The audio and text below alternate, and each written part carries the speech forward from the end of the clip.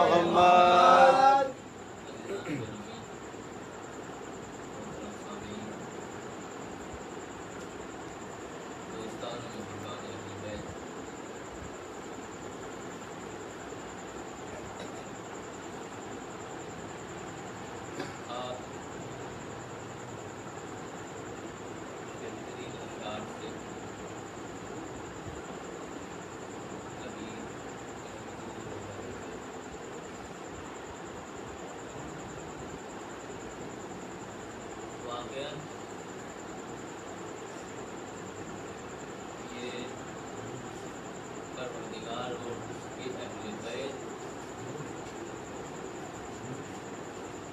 کا جو فعل ہے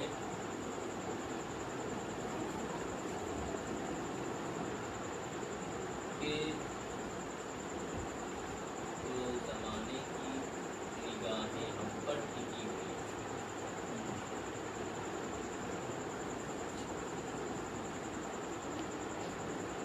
اور کوئی کسی پر اتنا اشکالات نہیں کرتا بلا وجہ، کیونکہ اہل بیت نے فرمایا ہے کہ حق پر وہی ہوتا ہے کہ جس کے دشمن پائے جائیں۔ حق پر وہی ہوتا ہے کہ جس کے دشمن ہو، اور الحمدللہ ہم سب کے بہت سے دشمن ہیں۔ تو یہ پروردگار اور اس کے اہل بیت پر ہم پر عظیم لطف ہے کہ اس نے جہاں ہمیں مسجدوں میں جانے کی دعوت دی ہے، وہیں پہ یہ بھی کہا ہے کہ فرش ادا بچھا کر اہل بیت کے فضائل اور ان کے مسائل کو بیان کرو۔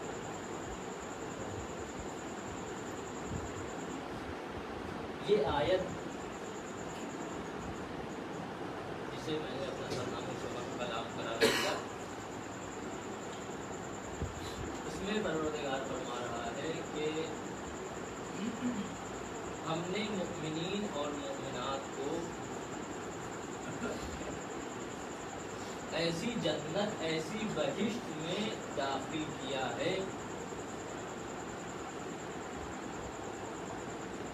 کہ جس کی نعمات میں ایک نعمت یہ ہے کہ وہاں نہریں جاری ہیں،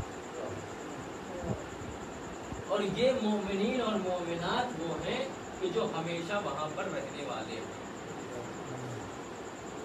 وَيُكَفِّرُ عَنْهُمْ سَيِّئَاتِهِمْ، اور پروردگار بھی فرماتا ہے کہ ہم وہ ہیں جو ہم ان اہل بیت کے چاہنے والوں کو، یا کہا جائے اہل بیت کے مؤمنین کو،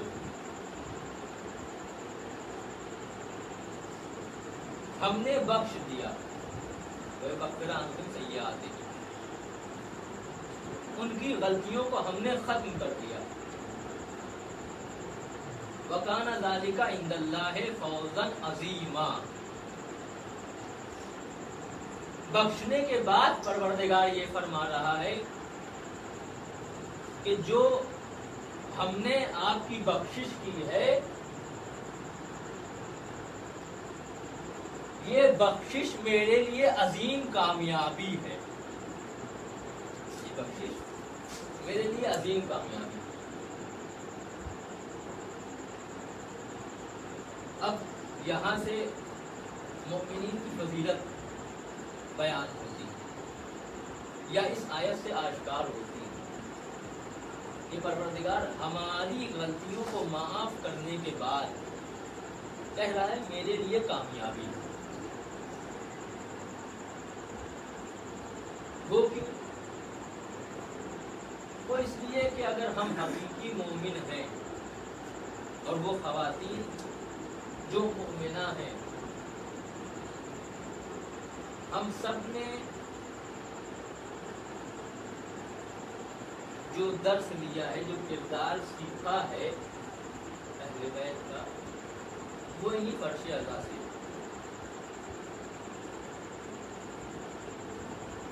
اور زمانے میں کتنی بھی کوئی بھی بیماری آ جائے، ہماری اس درسگاہ میں، ہماری یہ درسگاہ ہے، اس میں کسی طرح کی کوئی رکاوٹ آ نہیں سکتی اور کوئی لا بھی نہیں سکتا ہے.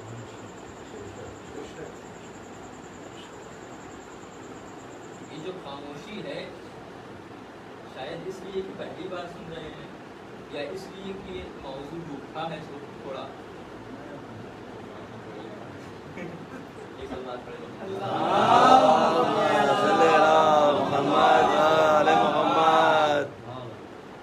تو یہ مومنین اور مومنات ہیں، اور ہم کو بچایا بھی واقعاً اہل بیت اور ان کے ذکر، اب چاہے وہ مصائب کے عنوان سے ہو یا فضائل کے عنوان سے. تو ہمیں کسی طریقے کی کوئی بیماری، کوئی وبا، کسی طریقے کی کوئی آفت سے ہمیں خوف و ڈر نہیں ہے. ہم ان چیزوں کو مد نظر رکھتے ہی نہیں ہیں، ان چیزوں کے بارے میں فکر کرتے ہی نہیں ہیں، اس لیے کہ ہم ایسوں کا ذکر کرتے ہیں کہ جن کا ذکر شفا ہے، کہ جن کے ذکر میں دوا ہے. اور دعائے کبیر کا وہ عظیم جملہ، یا من اسمہ دوا وذکرہ شفا، اے وہ کہ جس کا نام دوا ہے، اے وہ کہ جس کا ذکر شفا ہے. تو ہم ایسوں کا ذکر کرتے ہیں کہ جن کا نام لے لینا، یا من اسمہ دوا، جن کا نام لے لینا کافی ہے کہ آپ کے لیے وہ دوا بن گئی. اور اگر ان کا ذکر کر لیا جائے تو مکمل شفا مل گئی. اچھا، یہ جو ذکر الہی ہے، اس میں اہل بیت بھی شامل ہے، کیونکہ خود قرآن میں ارشاد ہوا، پروردگار ارشاد فرماتا ہے کہ میرا عظیم ذکر، میری عظیم نشانی، نباء العظیم، یہ میرے اہل بیت ہے. جب پروردگار کے عظیم ذکر یہ اہل بیت ہیں، تو پھر اہل بیت کا ذکر کرنا بھی ہمارے لیے شفا ہے. اور اس بات کو اپنی میں ثابت کروں گا ایک آیت کے ذریعے. یہ سورہ نبا میں یہ ارشاد ہوا پروردگار کا، بسم اللہ الرحمن الرحیم، وَذَكَرَ اسْمَ رَبِّهِ فَصَلَّى. اب یہاں سے آپ کی سماعتوں کا امتحان، جو خاموشی ہے، اگر سمجھ رہے ہیں تو اس کا اظہار کرنا ہوتا ہے کہ ہاں ہم سمجھ رہے ہیں. تو ذکر اس آیت میں یہ ہوا، وَذَكَرَ اسْمَ رَبِّهِ فَصَلَّى. امام رضا علیہ السلام کے بعد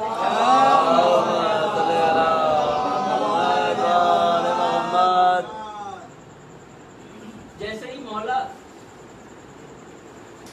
کی نگاہ اس شخص پر پڑی تو مولا نے کہا کہ یہ بتاؤ، یہ آیت جو سورہ نبا کی ہے، وَذَكَرَ اسْمَ رَبِّهِ فَصَلَّى، اس کی تفسیر کیا ہے؟ اسے پروردگار کیا فرما رہا ہے، کیا کہنا چاہتا ہے؟ انہوں نے کہا کہ مولا، اس کا ترجمہ یہ ہے کہ جب بھی ذکر الہی ہو، جب بھی ذکر الہی ہو تو नमाज पढ़ी जाए। अब सोचिए कि अगर ये होता परवरदिगार का हुक्म तो क्या हालत होती। अगर ये होता तो फिर क्या हालत होती 24 घंटे में। जिक्र हो तो फौरन नमाज पढ़ी जाए। और वाकई अगर ये अहले बैत हमारे पास ना होते तो हम पूरी कुरान क्या आयत के एक लफ्ज को समझने से काफी।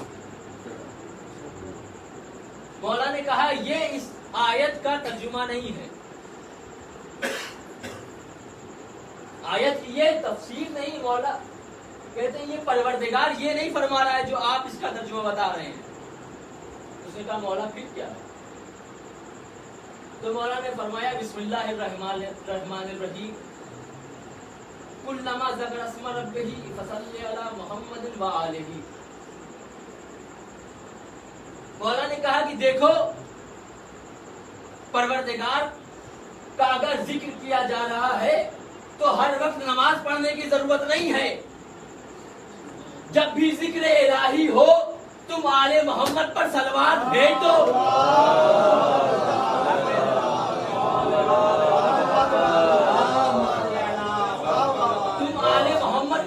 भेज दो, परवरदिगार का जिक्र कामिल हो जाता है।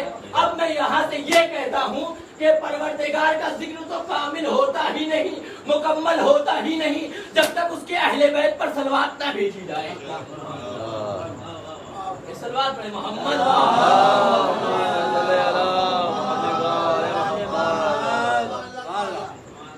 खुदा का जिक्र मुकम्मल ही नहीं होता है जब तक उसके अहले बैत पर सलवात ना भेजी जाए। तो जब जिक्र परवरदिगार मुकम्मल नहीं हो रहा है अहले बैत के बिना, तो इसीलिए परवरदिगार फरमा रहा है कि ये अजीम निशानी है, ये मेरी अजीम आयत है, ये मेरा अजीम जिक्र है। तो ऐसों का हम जिक्र करते हैं कि जो हमारे लिए शिफा है। अब चलते हैं आयत, बस ये आयत पे ही इंशाअल्लाह गुफ्तगू रहेगी, इससे हट के जरा भी बात इंशाअल्लाह नहीं होगी, क्योंकि मेरा मिजाज ये है कि बस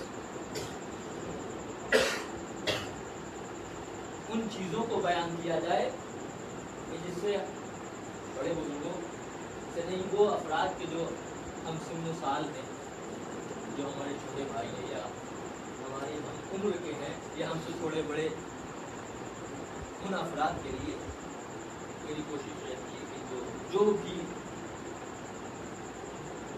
4, 8, 10 साल में जो भी हासिल किए वो पहुँचाया जाए।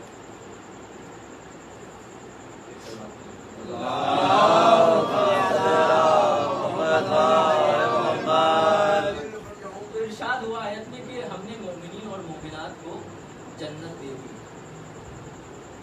और उसके बाद वो जन्नत है कि जिसमें नहरें जारी हैं, और हमने उनकी गुनाहों को माफ कर दिया, और वो हमारी अजीम कामयाबी है। एक है मोमिनीन और मोमिनात, दूसरा है जन्नत की वो नेमत जिसे नहर कहते हैं, और तीसरा मोरिद है कि परवरदिगार ने मोमिनीन की गुनाहों को बख्श दिया, और उसके बाद वो कहता नजर आता है कि हमारे लिए ये अजीम कामयाबी। बस इस 3 जुमले में आपसे गुफ्तगू करनी। देखना ये है कि मोमिनीन और मोमिनात है कौन। आयात में परवरदिगार की क्या निशानियां बताई हैं कि ये अफराद मोमिन हैं और ये अफराद, ये खवातीन मोमिनात। इरशाद परवरदिगार हुआ इन्नमल मोमिनूना अल्लज़ीना इज़ा ज़ुकिरल्लाहु वजलत कुलूबुहुम व इज़ा तुलियत अलैहिम आयाते ज़ादतहुम ईमाना। बेशक मोमिनीन वो अफराद हैं कि जब उनके सामने आयात की तिलावत होती है, परवरदिगार की निशानियों की तिलावत होती है। और अभी हमने कहा कि परवरदिगार की निशानी कौन है? कौन है? अहले बैत। जब मोमिनीन के सामने परवरदिगार की आयात की तिलावत होती है तो उनके दिलों में खौफ तारी हो जाता है। वजलत कुलूबुहुम व इज़ा तुलियत अलैहिम आयाते ज़ादतहुम ईमाना। और जब उनके सामने आयात की तिलावत की जाती है, जब उनके सामने आयत पढ़ी जाती है तो उनके ईमान में इजाफा हो जाता है। वो अला रब्बिहिम यतवक्कलून। और मोमिनीन वो अफराद हैं कि जो अपने परवरदिगार पर भरोसा रखते हैं, जो हर कोई को अपना मददगार, अपना लीडर नहीं बनाते।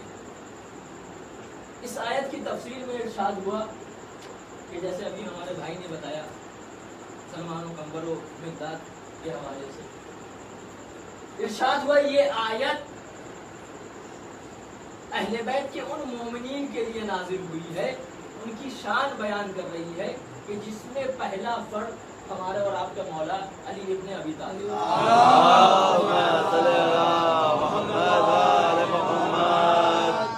पहले फर्द हमारे और आपके मौला हैं। और उसके बाद सलमान व मिक़दाद व अबू ज़र व कंबर, इनकी शान में ये आयत नाजिल हुई कि जो परवरदिगार की निगाह में मोमिन है, जो परवरदिगार की निगाह में बेहतरीन है। और ये वो अफराद हैं कि जो अहले बैत को दोस्त रखते हैं, जो अहले बैत से मोहब्बत इख्तियार किए हुए हैं, जो अहले बैत को अपना सब कुछ मानते हैं, जिन्होंने अपना नमूने अमल अहले बैत को करार दिया, ये वो अफराद हैं। और भाई इनकी शान में ये आयत नाज़िल क्यों ना हो, इनकी मदहो सना परवरदिगार क्यों ना करे? इसलिए कि इन्होंने ये बताया है कि देखो ये ऐसा दर है, ये अहले बैत, इनका दर ऐसा है कि इस दर पर जितना इनके सारी के साथ आओगे उतना बुलंद तुम मर्तबा पाओगे, जितना इनके सारी के साथ आओगे उतना बुलंद मर्तबा तुम पाओगे। इन्होंने ये बताया है कि देखो अगर मोमिनीन जैसा अमल करना है, मोमिनीन जैसा किरदार इख्तियार करना है, उनकी तरह कैरेक्टर अगर बनाना है। बाद लोग कहते हैं कि हम भाई अहले बैत की तरह नहीं हो सकते, वो मासूम थे, हम कहाँ गुनहगार। चलिए अगर आप अहले बैत की तरह नहीं हो सकते, कम से कम उनके चाहने वालों की तरह हो जाए, कम से कम उनके उन अफराद की तरह हो जाइए कि जो उनके मोमिनीन थे। अगर ये सिफात हमारे अंदर आ जाए तो हम भी परवरदिगार की शायद इस आयत में शामिल हो जाएं। ये किरदार अगर हमारी ख़वातीन में पैदा हो जाए तो शायद वो ये जो मोमिनीन का शजरा है, मोमिनात का शजरा है, उनमें दाखिल हो जाए। तो ये थे अहले बैत पहला लफ्ज़ आयत का, कि जिसे परवरदिगार ने कहा ये है मोमिनीन, और इन्हें अब दाखिल किया जाता है ऐसी जन्नत में कि जिसके नीचे नहरें जारी। अब इस आयत के दरमियानी हिस्सों को आप छोड़िए, दूसरी जगह परवरदिगार का इरशाद होता है कि वइज़ा क़ील लहुम आमनू कमा आमनन नास क़ालू आमनु कमा आमनस सुफ़हा अला इन्नहुम हुमुस सुफ़हा। अब ये परवरदिगार की आयत है कि अगर कोई समझ ले कि परवरदिगार अपने अहले बैत के चाहने वालों से कितनी मोहब्बत करता है, तो फिर इस डर से वो दूर नहीं रह सकता, और उनके दुश्मनों से इतना बुग़्ज़ रखता है परवरदिगार कि फिर कोई उनका दुश्मन पैदा नहीं हो सकता। इरशाद हुआ वइज़ा क़ील लहुम आमनू कमा आमनन नास, جب ان سے کہا جاتا ہے کہ آپ لوگوں کی طرح ایمان لیتے آئے تو وہ کیا کہتے ہیں؟ کہتے ہیں کہ ہم ان کا مخلوق کی طرح ایمان لیتے آئے. اور ان کے جواب میں پروردگار، اچھا یہ وہ افراد ہیں کہ جو اہل بیت کے مومنین، مولائے متقیات، سلمان و مقداد اور ادھر قمبر سے بغض رکھنے والے یہ افراد. جب پروردگار کہتا ہے کہ اگر مومن سمجھ چکے ہیں تو اس کا مخالف جو ہے اس کو بھی سمجھنا ضروری ہے. تو پروردگار کہتا ہے کہ آپ جو ہے ان مومنین کی طرح ایمان لیتے ہیں، تو یہ مرد کہتے ہیں کہ ہم ان کم عقلوں کی طرح ایمان لیتے ہیں. تو پروردگار کی عجیب جملہ فرماتا ہے، الا انہم هم الصفحاء ولکن لا یعلمون، ولکن لا یعلمون. پروردگار کہتا ہے کہ تم ان افراد کو جو ہمارے مومنین ہیں، ہمارے چاہنے والے ہیں، ان کو تم کم عقل کہہ رہے ہو. تو اب میرا جواب یہ سنو کہ جسے تم کم عقل کہہ رہے ہو وہ کم عقل نہیں ہے، وہ کامل ترین ایمان والے ہیں، وہ کامل ترین ایمان والے ہیں. اور پروردگار نے کہا دیکھو کم عقل وہ نہیں ہے، کم عقل تو تم ہو، کم عقل تو تم ہو کہ جو ان سے بغض اختیار کیے ہوئے ہو، جو ان سے بغض رکھتے ہو، جو ان کی دشمنی میں جی رہے ہو. تم تو اس سے بڑے کم عقل ہو. اور پروردگار نے بڑا عجیب کہا کہ تمہارے اوپر ہم نے کم عقلی کی مہر لگا دی، تمہارے اوپر ہم نے بے عقلی کی مہر لگا دی. اور یہ پروردگار نے جو بے عقلی کی مہر لگائی ہے وہ اس لیے نہیں لگائی کہ آپ نے اہل بیت سے دشمنی کی تھی، وہ اس لیے لگائی ہے کہ آپ نے اہل بیت کے دشمنوں سے، جو اہل بیت کے ان افراد سے دشمنی کی ہے کہ جو ان کے مومنین تھے، جو ان کے مومنین تھے ان سے آپ نے دشمنی کی. عجیب جملہ کہ آپ کم عقل ہیں اور ہمیشہ کے لیے مہر لگا دی. اب سوچئے آپ کہ اگر ہم، میں خود اپنی بات کروں، اگر ہم مومنین ہیں، مومنین میں سے ہیں، تو پھر پروردگار کیا کہہ رہا ہے ہمارے بارے میں؟ ہمارے سپورٹ میں کیا ارشاد فرما رہا کہ دیکھیے اگر آپ اس شجرے کے ساتھ ہیں، اس پاک لوگوں کے ساتھ ہیں، تو پھر آپ کا سپورٹ کرنے والے ہم ہیں، پھر آپ کی مدد کرنے والے ہم ہیں. تو اہل بیت کے جو دشمن تھے ان پر پروردگار نے اپنی زبان میں کہا جائے کہ آپ بالکل پاگل ہیں، آپ کے پاس عقل نام کی کوئی چیز نہیں ہے. اب وہ آیت کا درمیانی حصہ کہ جس میں نعمات بیان کی گئی کہ یہ جنت کہ جہاں ہم مومنین کو داخل کرتے ہیں، جہاں وہ ہمیشہ رہیں گے، اس جنت میں ایک عظیم نعمت جسے نہر کہتے ہیں. بس یہاں سے ایک جملہ ذہن میں آ رہا ہے،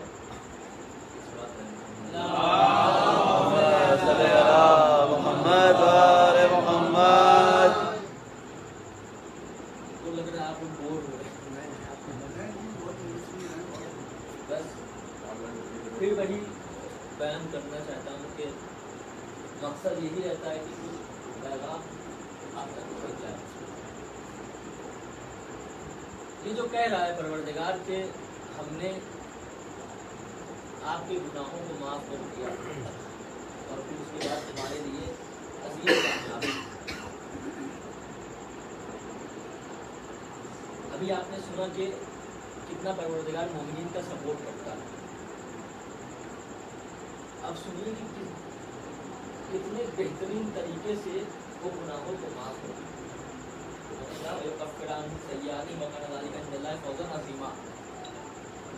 किस तरीके से माफ करता है। ये तो कह रहा है कि हमारे लिए अजीम कामयाबी है। इमाम सादिक अलैहिस्सलाम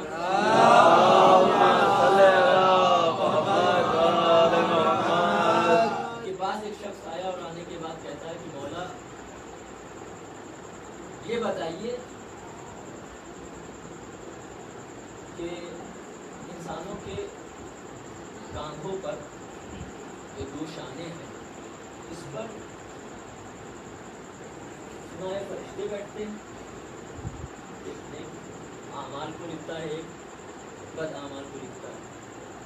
दोनों का काम ही यही है कि अच्छाई को बुराई को लिखा जाए। अब देखिए क्या अजीम करम है परवरदिगार, और इसी अजीम करम, इसी बख्शिश के बाद वो फरमाता है कि ये हमारे लिए कामयाबी है, वो भी अजीम कामयाबी है। इमाम ने कहा हाँ, इंसानों के कांधों पर दो फरिश्ते होते हैं, सुना है ना, दो फरिश्ते होते हैं। अब ये दो फरिश्ते करते क्या? उसने कहा हाँ मौला, इनका काम जो दाहिनी तरफ होता है वो नेकियों को लिखता है, और जो बाएं तरफ होता है वो बुराइयों को लिखता है। दाहिनी तरफ वाले नेकियों को लिखते हैं और बाएं तरफ वाले बुराइयों को लिखते हैं। तो अब कहते हैं मौला से ये बताइए कि ये हमेशा जिंदगी भर जब तक ये इंसान जिंदा है तब तक ये फरिश्ते एक ही होते हैं? तो हमारे और आपके मौला फरमाते हैं कि जो अच्छाइयाँ लिखने वाला फरिश्ता है वो हर 24 घंटे में तब्दील होता है। अल्लाह, जो अच्छाइयाँ लिखने वाला फरिश्ता है वो हर 24 घंटे में, आवाज पहुंच रही है, हर 24 घंटे में चेंज होता रहता है। और जो बुराइयां लिखने वाला है वो पूरी जिंदगी एक ही रहता है। अब मौला से ये पूछते हैं कि मौला ये बताइए इसकी वजह क्या है? अल्लाह अकबर। मौला ने फरमाया कि देखो, जब महशर का आलम होगा, लोगों के हाथों में उनके नामे अमाल होंगे, परवरदिगार सदा देगा जरा इधर आओ, एक को बुलाएगा, वो बुलाने के बाद कहेगा कि जरा अपने नामे अमाल को हमें दो। अब जैसे भी परवरदिगार के कब्जे में वो नामे अमाल आएगा, वो पर्चा आएगा पूरी जिंदगी के नेक और बद अमाल का नतीजा, रिजल्ट। तो परवरदिगार कहेगा कि जरा अब एक तरफ उसके वो बुराई लिखने वाले फरिश्ते, अब सोचिए अगर 50 साल की उम्र है तो हर 24 घंटे में चेंज होने वाला फरिश्ता जो अच्छाई लिखने वाला है वो कितनी तादाद में होगा? हर 24 घंटे में एक अच्छाई लिखने वाला फरिश्ता उसके लिए मुकर्रर हो गया। अगर 50 साल की उम्र है, जितनी उम्र है उस लिहाज से हर दिन के एतबार से एक फरिश्ता उसकी अच्छाई लिखने वाला है। अब एक तरफ वो फरिश्ते हैं कि जो अच्छाई लिख रहे हैं, और सामने वो फरिश्ता है एक जो बुराई लिख रहा है। एक मर्तबा परवरदिगार कहेगा जरा तुम बताओ इसकी बुराई क्या है, जरा बेदार हो जाएगी। परवरदिगार कहेगा जरा तुम बताओ, जो बुराई लिखने वाला फरिश्ता एक है उससे कहेगा जरा तुम बताओ इसकी बुराई क्या है। एक मर्तबा परवरदिगार से कहेगा परवरदिगार इसने फला दिन चोरी की थी। उन जो नेकियां लिखने वाले फरिश्ते हैं उनमें से एक खड़ा होकर कहेगा परवरदिगार इसने उस दिन वो नेक काम किया था, उस गरीब को पैसे दिए थे, उस गरीब को सदका दिया था, उसको खाना खिलाया था। उधर से फिर वो एक फरिश्ता, उधर से एक फरिश्ता कहेगा परवरदिगार इसने फला दिन चोरी की थी, इसने गीबत की थी। अब उधर से वो फरिश्तों के हुजूम में से एक फरिश्ता फिर खड़ा होगा और कहेगा परवरदिगार इसने उस दिन तवील नमाज को अंजाम दिया था, बेहतरीन रोजा रखा था, इसने पूरी उम्र अदादारी की थी, इसने पूरी उम्र नवाखानी की थी। एक मर्तबा परवरदिगार ये देखता है کہ ایک طرف وہ فرشتہ ہے کہ جو پوری زندگی برائی لکھ رہا ہے، ایک طرف وہ نیکیاں لکھنے والے فرشتوں کا ہجوم ہے. ایک مرتبہ پروردگار اس کے نامہ اعمال کو زمین میں رکھے گا اور رکھنے کے بعد یہ کہے گا کہ دیکھو میری رحمت گوارا نہیں کرتی ہے کہ اتنے فرشتوں کی شہادت کو ٹھکرا کر ایک فرشتے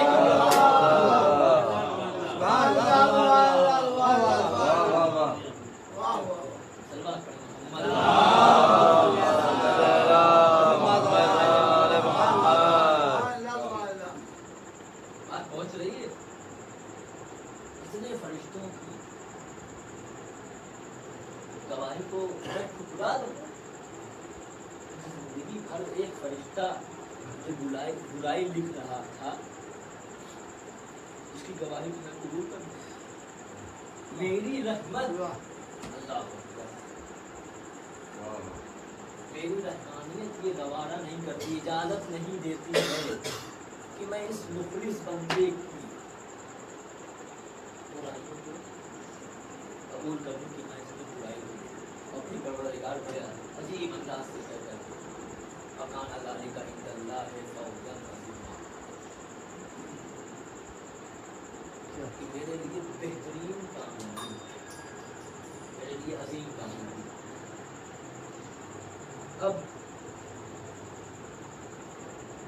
وہ آیت کا درمیانی حصہ جسے میں بار بار چھوڑ رہا ہوں، انشاءاللہ پوری مجلس آیت پر رہی.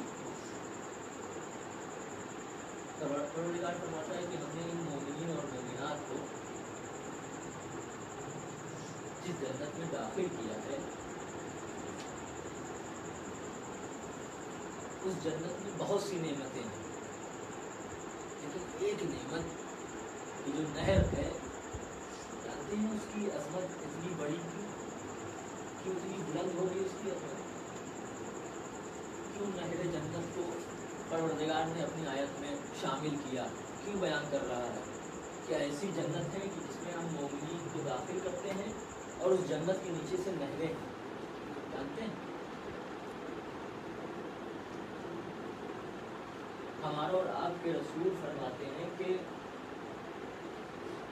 دیکھو جب ہمارا دشمن، جب ہم اہل بیت کا دشمن روتا ہے،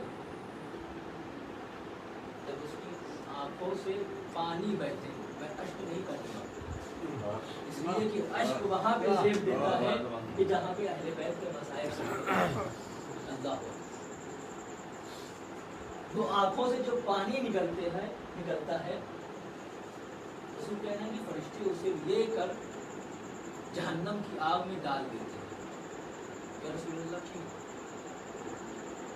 ابھی بھی خدا فرماتے ہیں کہ اس لیے کہ تاکہ وہ جو جہنم میں جو آگ جل رہی ہے اس کی تپش میں اضافہ ہو جائے،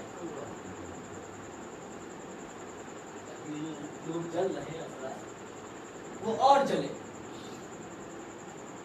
پھر میرے رسول نے فرمایا کہ دیکھو جو ہم اہل بیت پر گریا کرتا ہے، جو ہم اہل بیت پر آنسو بہاتا ہے، جو فرش عزا پر بیٹھ کے میرے نواسے حسین کے مصائب پر گریا کرتا ہے، اس کی آنکھوں سے جو آنسو نکلتے ہیں، جو اشک بہتے ہیں، اس کو فرشتے جمع کرنے کے بعد نہر جنت میں داخل کر دیتے ہیں. میرا رسول فرماتا ہے اس لیے تاکہ اس کی عظمت میں اضافہ ہو جائے، تاکہ اس کی طہارت میں اضافہ ہو جائے. اللہ اکبر. یہ ہے آپ کے آنسوؤں کی قیمت. آمادہ ہو گئے آپ گریا کرنے کے لیے. آج امام علی کی اس دعا کا ذکر کرنا ہے کہ جو دعا کا نتیجہ شجاعت ہے، کہ جس دعا کا نتیجہ وفاداری ہے، کہ جو دعا سکینہ کی آس ہے، جسے ہم اور آپ اپنی زبان میں ابو الفضل عباس کہتے ہیں. ہاں دیکھو یہ تھی اشکوں کی قیمت. اور واقعاً اس کی قیمت صرف اور صرف یا تو پروردگار ادا کر سکتا ہے یا تو اس کے اہل بیت ادا کر سکتے ہیں. تو وہ ابو الفضل عباس کہ جو امام علی کی زندگی بھر کی دعا. اچھا مولا کے بارے میں